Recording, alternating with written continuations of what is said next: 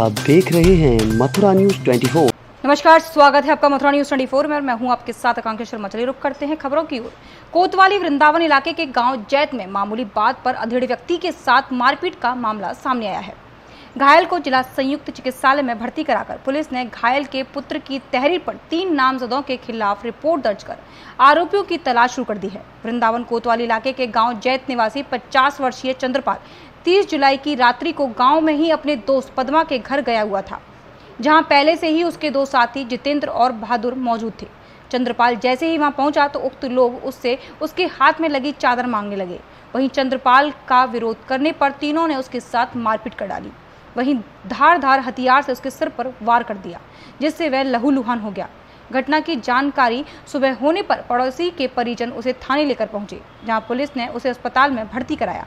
वहीं घायल के पुत्र गुलशन की तहरीर पर पद्मा, जितेंद्र और बहादुर के खिलाफ हत्या के प्रयास के मामले में रिपोर्ट दर्ज कर आरोपियों की तलाश शुरू कर दी है।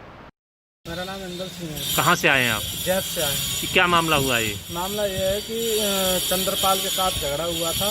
ये वहाँ पे पदम सिंह के घर पे गए थे, वहाँ पे इनको दारू पिलाई थी और पदम सिंह और बहादुर और जितेंद्र ने इनके साथ मारपीट की। मारपीट के बाद धारदार हथियार से इनको सर पे गंभीर हालत से और पैरों पर चोट लगाई है और काफ़ी हालत गंभीर है। क्या मतलब विवाद क्या था, क्यों मारपीट विवाद की? एक चादरा के पीछे हुआ था। इनके पास एक चादरा था, उन्होंने किया था ये चादरा हमें दे दो। इसने मना कर दिया। उसी के ऊपर इसको लाठी डंडों से मारा है पहले, फिर उसके बाद में इसको मरा समझ के उन्होंने सोचा कि कहीं थोड़ी बहुत जान रह गई है तो इसे धारदार हथियारों से इसे काटा है। उन्होंने पैर काट दिए, हाथ काट दिया है और सर पे काफ़ी 4-5 बार वार किया है। कब की घटना है ये? 20 तारीख की नाइट की घटना है। तब से क्या फिर इनका इलाज चल रहा था? कहाँ भर्ती थे? इनका इलाज चल रहा था। हम कोतवाली आए थे इन्हें लेकर। इन्होंने इनको जिला अस्पताल भेज दिया। वहाँ से दवा ववा करा के हम इधर ले आए हैं। जैत चौकी में कुछ सुनवाई नहीं हो पा रही थी तो हम दोबारा से यहाँ पे आए हैं कोतवाली। तो यहाँ से हमें रिपोर्ट वगैरह मिली है, कार्रवाई स्टार्ट हो रही है दोबारा। मुकदमा दर्ज हो चुका है? आज ही हो चुका है 307 का। कितने लोगों के खिलाफ? 3 लोगों के खिलाफ, बम सिंह और जितेंद्र के खिलाफ। मामूली सी बात पर गांव नसीटी में 2 किशोरों को रस्सी से बांधकर पीटने के दोनों नामजद आरोपियों को पुलिस ने जेल भेज दिया है। 4 दिन पूर्व नसीटी में एक धार्मिक अनुष्ठान से फल चुराने का आरोप लगाते हुए गांव के ही पवन उर्फ सूसा व सुशील ने 2 किशोरों को एक स्कूल में रस्सी से बांधकर पीटा था। हालांकि पुलिस ने उसी दिन एनसीआर दर्ज कर ली थी, पर पैरबंदी किशोरों का फोटो व वीडियो सोशल मीडिया पर वायरल होने के बाद रविवार को पुलिस ने रिपोर्ट दर्ज कर देर रात दोनों नामजदों को गिरफ्तार कर लिया। थाना प्रभारी निरीक्षक भीम सिंह जावला ने बताया कि दोनों अभियुक्तों को जेल भेज दिया गया है। जो बच्चों के साथ तुमने मारपीट की थी हाथ पैर बांध के, वो क्या मामला था, क्यों की थी? हाथ पैर नहीं बांधे थे हमने, हाथ पैर तो किसी और ने बांधे थे, हम केवल लेके आए। कौन ने बांधे थे पर हाथ पैर? तो किसने बांधे थे हाथ पैर? बांधे थे और बच्चे थे, और बच्चे थे। कौन और बच्चे थे? और राजू हुआ। तो किस आरोप को लेके बांधे थे? आपने क्या आरोप था बच्चों पर? वो मूर्ति तोड़ गई थी। तो मूर्ति तोड़ गए थे फल लेने के चक्कर में? हाँ, तो इसीलिए आपने मारपीट की उनके साथ? तो मैंने मारपीट नहीं की सर, मैं तो केवल लेके गया था। किसने की थी मारपीट? फिर मारपीट और बच्चे थे। तुमने वो नाम क्यों नहीं बताया फिर पुलिस ने? मैंने तो नाम बताए थे, वो केवल। कोरोना महामारी ने पूरे देश में अपने पैर जमा लिए हैं और संक्रमितों की संख्या लगातार बढ़ती जा रही है। बढ़ती संख्या को देखकर केंद्र सरकार और प्रदेश सरकार नई गाइडलाइन लेकर आ रही है कि इससे कैसे बचा जाए, और वहीं अब सरकार द्वारा घर घर जाकर भी टेस्ट किए जा रहे हैं। इसी के चलते बल्दे सामुदायिक स्वास्थ्य केंद्र पर आसपास के ग्रामीणों ने, प्रधानों ने और सामुदायिक स्वास्थ्य कर्मी, आशा कार्यकर्ती आदि ने भी अपना परीक्षण कराया। तो सब आज जो यहाँ पे सैंपलिंग की जा रही है, किस आधार पर किस किस लोगों की जा रही है, कैसे की जा रही है?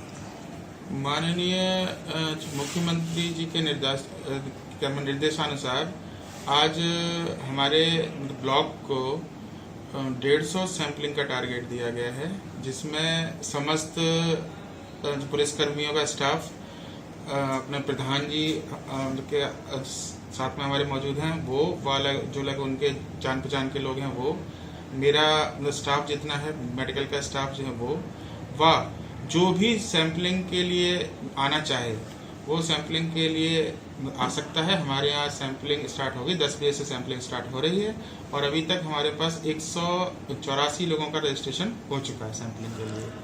ज़्यादा से ज़्यादा मात्रा में लोग आएँ व अपनी सैंपलिंग कराएं, जिससे कि कोरोना के प्रति जो एक मतलब कि भय है वो जो दूर हो, वह ज़्यादा से ज़्यादा लोगों को जो है इसका लाभ मिल सके। यही जांच प्राइवेट सेक्टर में 5 से 6 हज़ार रुपये की होती है, जो कि सरकार आपको बिल्कुल एकदम फ्री में उपलब्ध करा रही है। इसमें आशा वगैरह भी सब शामिल है? सभी सम्मिलित हैं, आशा भी हैं, संगिनी भी हैं और अपना पुलिसकर्मियों का भी स्टाफ है, प्रधान जी भी हैं, सभी लोग सम्मिलित हैं। रिजल्ट इसका जो 15 से 30 मिनट में आ जाता है, वह ये जब सैंपलिंग पूरी हो जाएगी उसके बाद हम जो रिजल्ट की घोषणा। बलदेव सामुदायिक स्वास्थ्य केंद्र पर एक व्यक्ति अपना चिकित्सकीय परीक्षण कराने पहुंचा, जो कि घड़ी आशा थाना क्षेत्र के अंतर्गत रहने वाला है। उसका कहना है कि वह अपनी घर की बाउंड्री वॉल करा रहा था। उसी दौरान कुछ नामजद लोगों द्वारा इसके घर पर आकर मारपीट की गई और उसके पुत्र को मारपीट कर घायल कर दिया गया। उसका कहना था कि पुरानी रंजिश को लेकर बाउंड्री वॉल लगाने का विरोध कर रहे थे, जिस कारण उन्हें मारपीट की और उस मारपीट में वह घायल हो गया, जिससे सर पर गहरी चोटें भी आई हैं। घटना के संबंध में जानकारी देते हुए घायल पीड़ित ने बताया। करण जी, कौन सा गाँव? क्या घटना हुई, कैसे हुई है? दीवार के पीछे। कौन लोग थे, क्या मामला था, पूरी बात बताओ। राकेश, चोर सिंह का लड़का राकेश, चोर सिंह का लड़का राजू, चोर सिंह का लड़का संजू और लांगुरिया। हुआ क्या था सुबह, आज जी बताओ। क्यों झगड़ा हुआ? बाउंड्री कर रहे हैं, बाउंड्री उसके पीछे। कहाँ बाउंड्री कर रहे थे? किसी मकान की। तो क्यों झगड़ा हुआ, क्या मामला है, क्या विवाद? पहली पुरानी हमारी बाउंड्री हरी थी। कल पुलिस गई 100 नंबर की गाड़ी, अब वो जो के आए कि आप जो थोड़ी सी दीवार हटा लो, तब भी उनकी हन मान ली। उन्होंने अपनी दीवार हटा के लगा रहे थे और एक ईंट, तब भी ना करने गई, मारपीट कर डाली घर में। क्यों मारपीट की, क्यों विरोध कर रहे थे, क्या चाह रहे थे? वही कि बेटे यहाँ मत करो। जमीन किसकी है वो? हमारी। तुम अपनी जगह पर कर रहे थे? कितने लोग घायल हुए इसमें? और हमारा लड़का और 2 लोग घायल हैं। हाँ। थाना जवा क्षेत्र के एक मौलाना के साथ हुई बर्बरता के बाद राजनीतिक संगठनों के साथ साथ गैर राजनीतिक संगठन भी अलीगढ़ पुलिस के खिलाफ मोर्चा खोलते हुए नजर आ रहे हैं। वहीं आज जिलाधिकारी चंद्रभूषण सिंह के नाम थाना जवा पुलिस पर कार्रवाई को लेकर जमात-ए-उलेमा-ए-हिंद के बैनर तले एक ज्ञापन दिया गया। इस ज्ञापन के माध्यम से जमीयत-उलमा-ए-हिंद पदाधिकारियों ने कहा कि 24 जुलाई को कसवा गांव जिला अलीगढ़ में मौलाना से उसके साथ पुलिस द्वारा दुर्व्यवहार की घटना सामने आई है, जिसको लेकर वह संगठन चाहता है कि तत्काल ऐसे पुलिसकर्मियों के खिलाफ कठोर कार्रवाई करें, जिसने मौलाना के साथ दुर्व्यवहार कर गाली गलौज व उनके साथ मारपीट की है। जमा के एक एसआई ने इमाम साहब को मारा था। 188 का कार्रवाई हुई और इमाम साहब के ये हाथों पे पटे मारे, बहुत तगड़े तगड़े। ये हमें किसी कीमत में बर्दाश्त नहीं है, इसलिए हम मस्जिदों के ताले लगाकर और चाबी लेकर आए। चाबी दिखाओ सब लोग।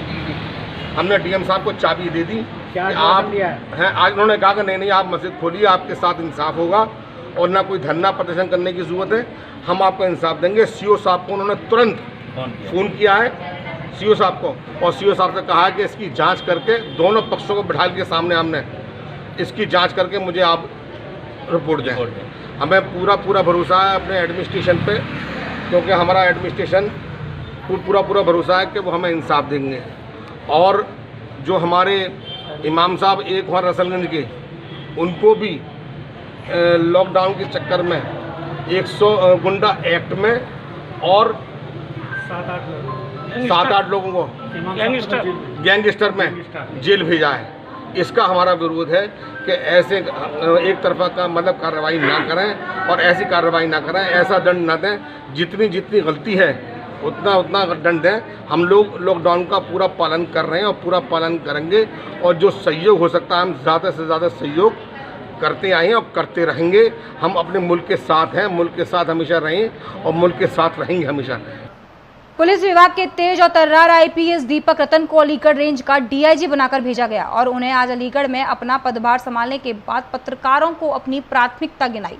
अलीगढ़ के नवागढ़ डीआईजी दीपक रतन ने आज पदभार संभालने के बाद पत्रकारों से वार्ता करते हुए कहा कि पुलिस का कर्मचारी अधिकारी कोई भी हो, वह जनता के लिए उत्तरदायित्व है और उसे जनता की सेवा ईमानदारी के साथ करनी चाहिए। की मंशा के अनुरूप प्रोफेशनल पुलिसिंग, एक ईमानदार पुलिसिंग देने के प्रयास को हम लोग आगे बढ़ाएंगे। मेरे पूर्व में जो अधिकारी रहे हैं जिनके द्वारा अच्छे काम किए गए हैं उस काम को आगे बढ़ाया जाएगा और हम लोग जनता और पुलिस के बीच की दूरी को कम करने का पूरा प्रयास करेंगे। जो शरीफ आदमी हैं, जो अच्छे लोग हैं, वो निर्भीक होकर के, निश्चिंत होकर के पुलिस तक आ सकें, अपनी समस्या बता सकें, उनका हल पा सकें। इसके लिए हम लोग सतत प्रयत्नशील रहेंगे और जो अपराधी तत्व हैं उनके साथ कोई रियायत नहीं की जाएगी। कड़े से कड़ा व्यवहार उनके द्वारा उनके साथ कानून के अंतर्गत किया जाएगा। बिजली कांड के बाद सर जिस तरह की स्ट्रेटजी यूपी पुलिस द्वारा अपनाई जा रही है, प्रदेश सरकार की मंशा है, उसको लेकर के किस तरह के डायरेक्शंस आपके स्तर से क्या प्लानिंग में रहेगा? प्रदेश सरकार की मंशा स्पष्ट है कि अपराधियों के साथ कड़ी कानूनी कार्रवाई की जाए, कोई कोताही न बरती जाए और हम लोग इसके लिए अपराधियों का सही चिन्हांकन पुनः कराएंगे।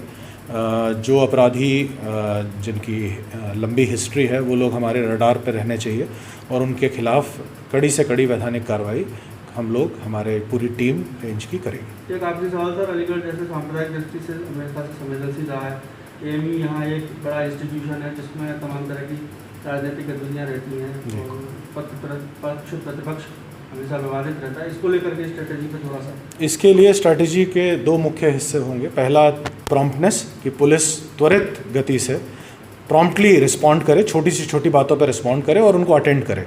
और दूसरा निष्पक्षता, निष्पक्ष तरीके से केस के घटना के मेरिट्स पर कार्रवाई, जो दोषी है उसके ऊपर कार्रवाई और जो निर्दोष है उसको प्रोटेक्शन कानून का मिलना चाहिए। ये दो हमारे स्ट्रैटेजी के मुख्य स्तंभ होंगे। अलीगढ़ में लगातार चोर व लुटेरों के हौसले बुलंद है। अलीगढ़ में अपराध का ग्राफ लगातार बढ़ रहा है, इसे रोक पाने में पुलिस नाकाम है। नज़ारा अलीगढ़ के रजा नगर क्षेत्र में देखने को मिला, जहां चोरों ने मस्जिद को निशाना बनाकर मस्जिद का सामान व मस्जिद के इमाम के कमरे में रखी नकदी लेकर फरार हो गए। वहीं पास में ही एक मस्जिद की एक मीनार में से देर रात चोर एम्पलीफायर लाउड स्पीकर को लेकर फरार हो गए। लॉकडाउन के बाद घटनाएं सामने आने लगी हैं। शहर में चोरी की वारदात ताबड़तोड़ हो रही है। पुलिस के लिए चोरों ने खुली चुनौती दे दी है और चोर आजकल मंदिर मस्जिदों को भी निशाना बनाने में नहीं चूक रहे।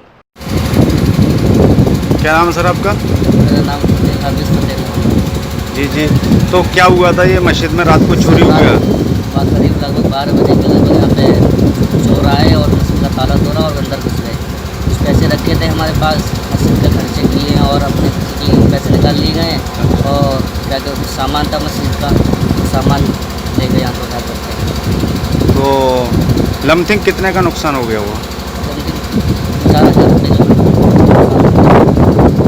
तो यहाँ कहाँ के चोर हैं, कैसे आती हैं? सर यहाँ पे रात के यहाँ पे लोग 24 घंटे रात के 12 बजे तक बैठे रहते हैं, नशा करते हैं, तरह तरह का नशा करते हैं, शराब पीते हैं और जुआ खेलते हैं। जैसे मैंने क्या कर जाता तो लोग जाने। यहाँ पुलिस नहीं है, राउंड पे नहीं आती है पुलिस राउंड पे नहीं आती है। यहाँ तक सामने पुलिया है, यहाँ तक आती है, तक नहीं आती। तो आपने कंप्लेंट लिख के दी है थाने? जो है यहाँ कंप्लेंट लिख के दी है, अभी तो पुलिस वाले आए भी, पुलिस आई थी, जाँच कर गई। हमारे देश भारत एक लोकतांत्रिक देश है, जहां प्रत्येक व्यक्ति को, चाहे वो किसी भी धर्म व संप्रदाय का हो, उसे आज़ादी है कि वो अपने जीवन को अपने तरह से जी सकता है। लेकिन दुर्भाग्यवश कुछ गंदे व ओछी मानसिकता वाले लोग नहीं चाहते कि समाज में एकता रहे, जिसके लिए वो अपनी गंदी विचारधारा को हर जगह व्यक्त कर थोपने का प्रयास करते रहते हैं। अलीगढ़ में एएमयू विश्वविद्यालय प्रकरण में इसी तरह की गंदी मानसिकता वाले दानिश ने एक हिंदू छात्रा को हिजाब पहनाने को लेकर धमकी दी है, जिससे कि हिंदू समाज में भारी रोष है। हिंदू समाज ने एक स्वर में ऐसे तुच्छ व्यक्ति को तुरंत पकड़कर कार्रवाई करने की पूर्व में जिला प्रशासन से अपील की है, परंतु जिला प्रशासन द्वारा इस संबंध में कोई ठोस कार्रवाई नहीं की जा रही। ज्ञापन सौंपा गया, क्या है? जैसे कि पूर्व में सभी को ज्ञात है कि हिजाब प्रकरण को लेकर एक हिंदू छात्रा को जो धमकी दी गई है, आज उसको 14 दिन हो गए मुकदमा कायम हुए। 13 तारीख को मुकदमा कायम हुआ था। तो आज हमने डीआईजी साहब को ज्ञापन सौंपा है मुख्यमंत्री जी के नाम पर, जिसमें हमने डीआईजी साहब से अनुरोध किया है कि ये हमारा ज्ञापन प्रदेश सरकार तक जल्द से जल्द पहुंचाएं और प्रदेश सरकार से हमने ये मांग करी है कि दानिश नामक व्यक्ति को, जो कि अभी तक नहीं पकड़ा गया है, उसको तुरंत गिरफ्तार कर कड़ी कार्रवाई करने की मांग रखें। ओके। आज चूँकि आज हमारे जनपद अलीगढ़ में डीआईजी साहब का पहला ही दिन है, आज हमने उनका गोरा पहलवान फाउंडेशन संस्था की तरफ से स्वागत किया है बुके देकर और हम आशा करेंगे कि डीआई साहब से हमें निरंतर सहयोग मिलता रहेगा। जय हिंद, जय भारत। एक स्कूटी सवार पिता पुत्र को अनियंत्रित कार ने रौंद दिया, जिससे वे दोनों गंभीर रूप से घायल हो गए। वहीं घायलों को उपचार के लिए पुलिस ने जिला अस्पताल में भर्ती कराया। अलीगढ़ सासनी गेट क्षेत्र माधव विहार कॉलोनी निवासी अरुण कुमार उपाध्याय अपने बेटे को साथ लेकर एक्टिवा से ड्राइविंग लाइसेंस बनवाने के लिए आरटीओ ऑफिस जा रहे थे।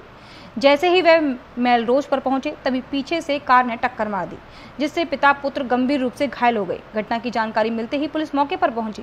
दोनों पिता पुत्र को उपचार के लिए जिला अस्पताल मलखान सिंह लेकर आई, जहां दोनों का उपचार चल रहा। माड़ थाना क्षेत्र के एक गांव में एक माह से जीजा के घर रह रही नाबालिग साली को उसका प्रेमी भगा ले गया। जीजा ने थाने में तहरीर देकर मदद की गुहार की है। उक्त गांव के एक युवक की साली करीब एक माह से उसके घर रह रही थी। सोमवार की सुबह युवक अपने भाई के साथ खेत में धान रोपित कर रहा था। पत्नी खाना बना रही थी। इसी दौरान साली का प्रेमी उसे बाइक पर बिठा कर ले गया। आरोप है कि साली घर में रखे 45,000 रुपये भी ले गई। इसी को लेकर युवक ने पुलिस से मदद की गुहार की है।